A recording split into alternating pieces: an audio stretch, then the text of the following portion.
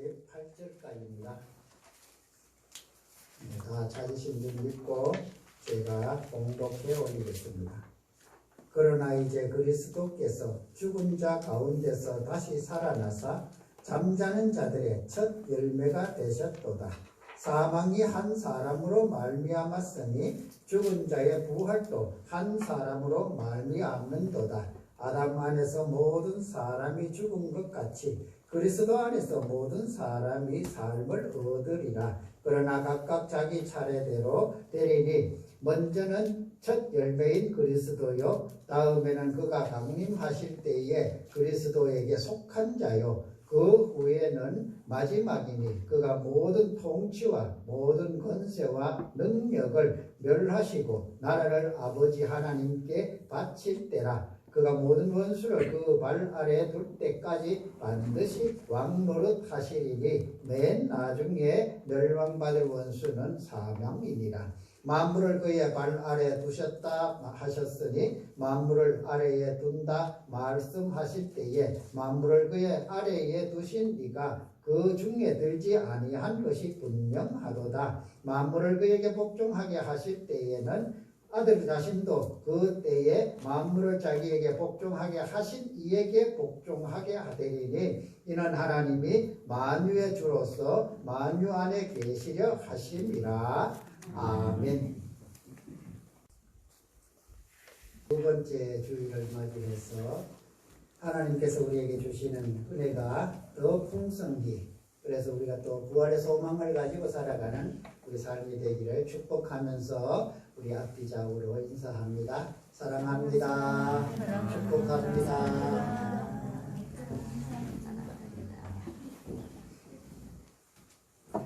고린도전서 13장을 무슨 장이라고 하지요?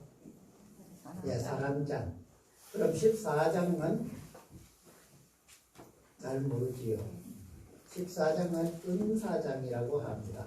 그리고 오늘 15장은 부활장이라 이래서 고린도 성도들에게 바울 사도가 부활의 확실성과 부활의 소망을 가지고 살아갈 수 있도록 주시는 말씀이 고린도전서 15장에 기록된 내용이고, 오늘 본문은 그 가운데 부활을 믿지 않는 그런 사람들에게 부활의 확실함, 이것을 다시 한번 강조하는 말씀이라 이렇게 해볼 수가 있습니다. 예수님 당시에도 그렇고 초대교회에는 많은 계파가 있었지요. 우리가 알다시피 예수님을 따라다니면서 정말 핍박하고 그렇게 했던 바리새파가 있고, 또 바리새파와 쌍벽을 이루는 사두개파가 있고, 또 뭐 잘 드러나지는 않지만 에세네파라고 하고 또 열심당이라고 그렇게 하는 이런 여러 계파들이 있었습니다. 그 중에 또 뭐 계파라고 분류할 수는 없지만 서기관들의 집단이 있었고, 또 뭐 이렇게 헤롯당이라 하는 이런 당도 신약에 보면 가끔씩 나오는 것을 볼 수가 있지요. 이런 분파를 조금 이해를 하고 오늘 본문을 들어가면 이해가 조금 더 빠를 것 같아서 간단하게 바리새파, 또 사두개파, 그리고 에세네파, 또 열심당, 이런 계파들이 어떻게 생겼고 어떤 활동, 어떤 자기들의 관점을 가지고 이렇게 살아갔는가 하는 것을 한번 살펴보기를 원합니다. 바리새파를 먼저 우리가 보면은 바리새파의 시초 기원이라고 한다면 아마 에스라로부터 시작이 된다, 이렇게 이제 봐야 하겠습니다. 유대주의자들이라고 하지요. 하시딤이라고 하는데, 이 하시딤이라는 말은 경건이라는 뜻이고 또는 경건한 자, 이런 의미로 쓰여지는 것이 바로 하시딤, 그리고 바리새파, 이런 집단이었습니다. 그래서 이 바리새파는 율법에 아주 정통하고 또 율법을 잘 지키면서 살려고 했던 사람들, 이런 사람들이었음을 우리가 보면서 이 바리새파는 물론 모세 오경뿐 아니라 당시에 구절로 전해지는 이런 말씀들, 그러니까 선지자들의 전하는 그런 하나님 말씀이지요. 이런 것들도 다 성경으로 여겼던 사람들이 바리새파입니다. 그래서 바리새파 사람들은 이제 내세관이 분명해서 지금 현실 세계에서도 하나님의 은혜 속에 살고 죽음 후에 내세에도 부활이 있다 하는 것을 믿었던 사람들입니다. 이 믿음, 부활이 있다 하는 것 때문에 바리새파와 사두개파가 늘 이렇게 서로 같은 쌍벽을 이루는 당시 이제 공회가 있잖아요. 산헤드린이라는 공회 70명으로 구성이 되는 이 산헤드린 공회가 가장 많은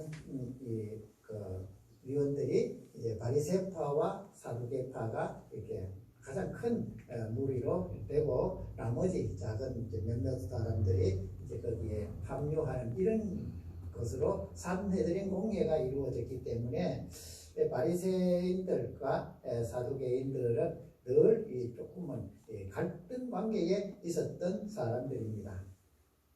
그래서 인간의 이 자유의지를 인정을 하고 또 천사와 마귀도 함께 있다 하는 사람들이 바로 바리새파 사람들이었습니다. 두 번째로 이제 사두개인들은 사독이라고 하지요. 이스라엘 백성들 다윗 시대부터지요. 그 사독 제사장, 대제사장 사독의 그 후예들로 이루어진 사람들이 사두개인입니다. 그래서 사두개인 이렇게 이름이 그렇게 되는 것이지요.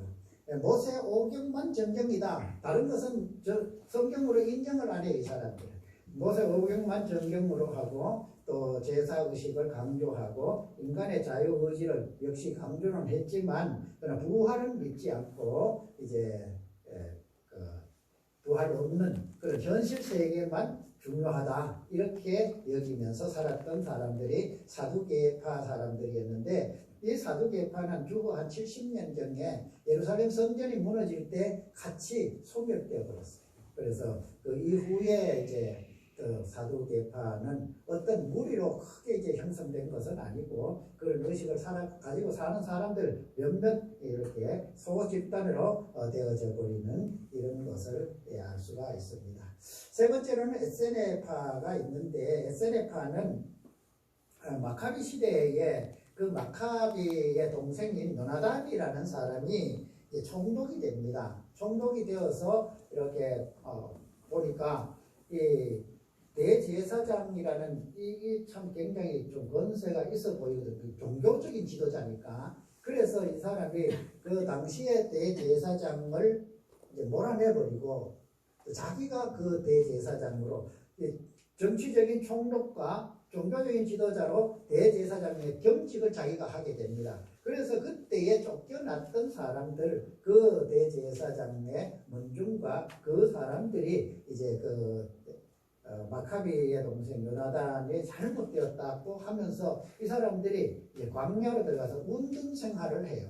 그러면서 이제 그 집단을 이루고 그래서 에세네파는 예수님과 큰 충돌은 없습니다. 왜냐하면 이 사람들은 운동 생활, 광야에서 그냥 자기들끼리 모여서 우리는 세상하고 살지 말자, 우리끼리 은혜 나누면서 그렇게 살자 이러면서 살았으니까 예수님하고 만나서 충돌할 그런 이유가 별로 없었지요. 그런 가운데 이 에세네파도 역시 정결의식을 굉장히 중요하게 여겼던 그런 집단이었습니다. 그래서 율법에서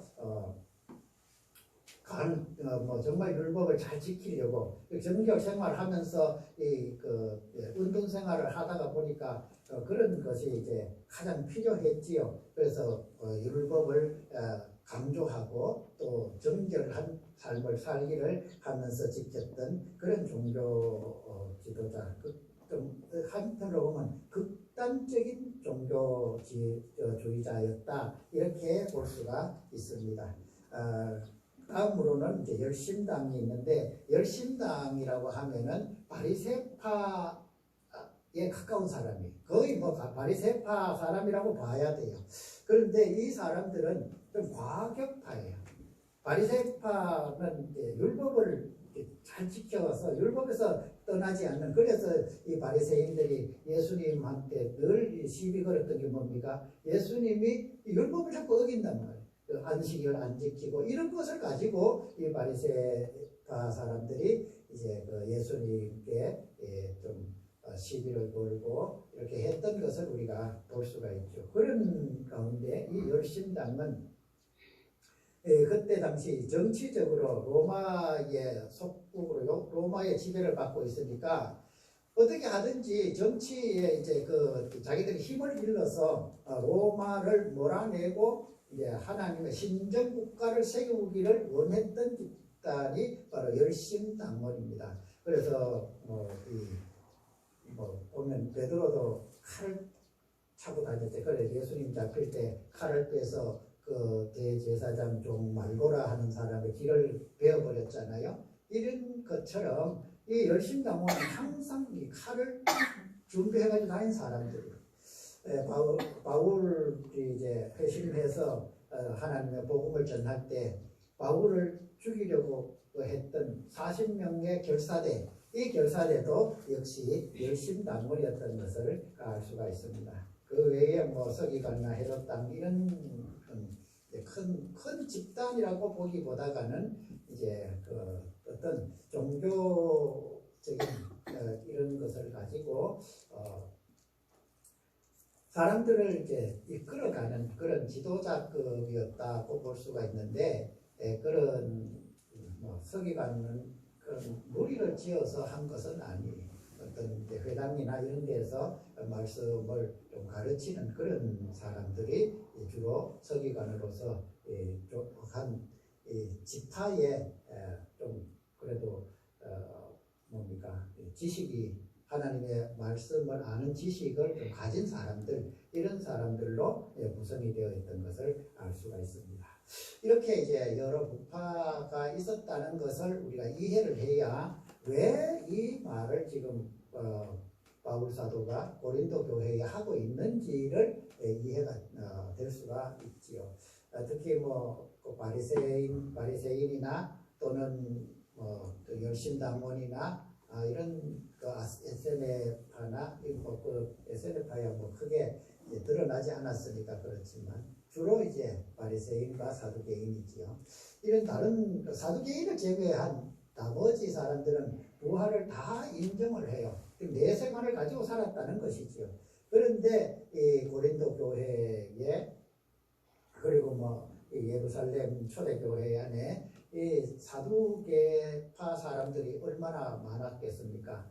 이 많은 사람들이 이제 그 자신들의 내세관, 그러니까 이 부활이 없다 하는 이 내세관을 가지고 자꾸 옆에 사람들에게 좀 다른 복음을 전하게 되지요. 우리가 여기서 세상 살면서 하나님의 은혜 받고 우리가 편하게 살고 또 건강하게 하나님의 축복 속에서 이렇게 살면 되지, 죽으면 끝이지 이게 이제 보통 그 사두개인들의 생각이었습니다. 우리 주변에도 믿지 않는 우리 형제들에게 복음을 전해보면 그러잖아요. 죽어서 천국 가야지 이러면은 천국을 그 사람들은 잘 이해를 못하니까 천국이 죽으면 끝이지 이렇게 생각을 하는 사람들, 아마 이런 우리 이웃들처럼 이 사두개인도 그런 의식 속에 살았기 때문에 이 부활의 분명한 확신, 그리고 부활을 통해서 그 다음으로 이어지는 내세관, 영생을 얻는 이것을 가르쳐야 되는데, 이제 고린도 교회나 그 당시의 초대교회 안에 이런 이제 부활이 없다 하는 의식 속에 살아가는 사람들이 이제 그 사람들의 영향을 옆에 사람들이 받게 되잖아요. 이래서 그것을 확실하게 부활의 확실성을 나타내기 위해서 쓴 편지가 오늘 고린도전서 15장 부활장입니다. 그렇습니다. 우리가 지난주에 부활절을 맞이하고 우리 주님의 부활을 기뻐하면서 하나님께 영광을 돌렸지만, 사실 이 부활은 부활절 한 날 하루만 우리가 감사하면서 그렇게 지낼 것이 아니라 오늘 바울 사도가 말하는 것처럼 이 부활의 확실한 우리 마음의 이 증거들, 그것이 있어야 우리가 확실한 내세관을 가지고 살아갈 수 있다는 것이지요. 그러면서 오늘 말씀하시는 것이 만물을 그의 발 아래 둘 때, 그 만물을 그의 발 아래 둘 때는 세상을 심판하시기 위하여 재림하시는 그 때를 의미합니다. 그렇지만 우리가 이제 우리는 뭐 그렇게 생각을 안 하지요. 그렇지만 초대교회의 성도들이나 그때 당시의 사람들은 예수님도 똑같은 부활을 했지만 예수님도 똑같은 인간으로 사람이었다 하는 것으로 이해를 하고 있었다는 것이죠. 그래서 이것을 이제 바로 잡기 위해서 하는 말이 만물을 다스리는 권세를 가진 사람이 그 만물 중에 속할 수 있느냐 하는 것으로 이제 오늘 본문을 마무리 지으면서, 그것이 예수님은 참 신이시며 참 인간으로 이 땅에 오셨지만 부활 이후에 예수님은 참 인간이기 이전에 참 신이시다 하는 것을 강조하는 그런 내용이다, 이렇게 우리가 볼 수가 있습니다. 우리 주님이 부활하셔서 우리 주님의 그 축복이 우리 안에 가득히 넘칠 때에는 우리 안에서 무엇이요? 부활의 확신이 먼저 있어요. 그리고 분명한 내세관을 가지고 우리가 이 땅에서 다가오는 어떤 어려움도 이겨낼 수가 있고, 또 어떤 환경을 만나도 어떤 처지에 처하더라도 바울 사도가 그랬잖아요. 나는 뭐 좀 부하나 가난하나 어떤 것에 처해도 나는 거기에서 자족할 수 있는 그 지혜를 얻었다 하는 말씀을 한 것처럼, 우리도 이 부활의 확실한 근거를 가지고 살아가면 때로는 어려워도 이길 힘이 생겨나고, 또 때로는 좀 기뻐도 하나님께 영광을 돌릴 수 있는 그런 우리 삶이 되어질 줄 믿습니다. 하나님께서 우리에게 주시는 은혜는 그렇습니다. 이 주님의 그 부활의 그 기쁨을 함께 나누면서 누리면서 가야 하는데, 이 정점이 어디냐? 그 정점이 바로 재림이라는 것이지요. 그 재림의 때에 만물을 심판하실 그 심판의 권세를 가지고 만물을 그 발 아래 둔다 하는 말은 바로 심판을, 너는 잘했고 너는 잘못했고의 이 판가름을 하는 것, 그 권세를 예수님께 주셨다는 것이지요. 그 예수님이 그 권세를 가지고 다시 오시는 그 때에 우리가 그 주님을 맞이할 수 있는 것은 우리가 분명한 확실한 내세관을 가지고 믿음으로 살아가는 그 길 외에는 다른 것이 없다는 것입니다. 그래야만이 우리가 기쁨으로 재림의 주님을 만날 수 있고, 또 영생에 들어가 하나님의 나라에서 영원히 살아가는 우리 삶이 되어질 줄 믿습니다. 부활의 확실함, 그 초대교회, 특히 고린도 교회 성도들처럼 부활이 믿어지지 아니하고 부활을 의심하는 그런 사람들이 되지 아니하고, 우리는 확실한 부활의 그 믿음을 가지고 장차 하나님의 나라에 다 들어가게 될 것을 우리는 가지고 살아가는 삶, 그래서 우리가 살아가는 그 삶으로 또 내 이웃에게 그 은혜와 그 사랑을 나누어가고 전해가는 그런 우리 믿음의 남은 삶이 되기를 축복합니다. 기도하겠습니다. 내가 풍성하신 하나님, 하나님의 사랑 안에서 죽음의 권세 아래 내어주셨던 우리 주님이 그 죽음의 권세를 깨뜨리고 부활의 첫 열매 되심을 오늘 우리에게 가르쳐 주면서, 우리 또한 장차 부활할 것을 믿으면서 영생에 들어갈 기쁨을 가지고 살기를 바라는 하나님의 그 은혜를 오늘 함께 나누었습니다. 우리 가정들, 우리 삶 속에 늘 이 기쁨이 샘물처럼 솟아나게 하여 주시옵소서. 예수님의 이름으로 기도드리옵나이다. 아멘.